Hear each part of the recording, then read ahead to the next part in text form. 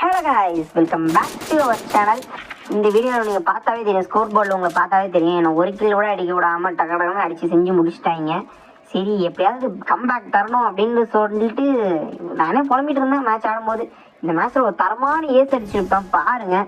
நீங்கள் நினைக்கிற மாதிரி ஹெட் ஷாட் அடித்து ஒன் டாப் அடிச்சுலாம் நான் அடிச்சிருக்க மாட்டேன்.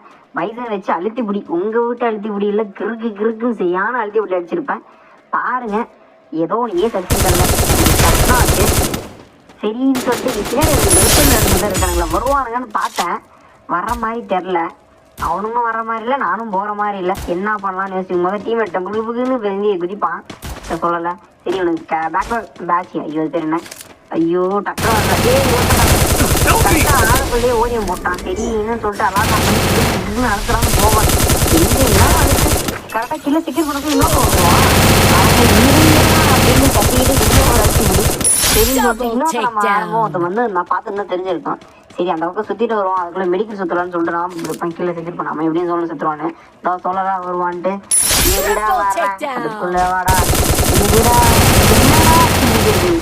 கொஞ்சம் கூட இல்லை செத்துவான். எனக்கு தரமான ஏஸ் அடிச்சிருப்பேன். அதனால எமௌண்ட் போட்டிருந்தேன் இதுக்கு முன்னாடி மேட்ச்சில், அதான் எமௌண்ட் போட்டிருந்தேன். சரி ஓகே காய்ஸ்.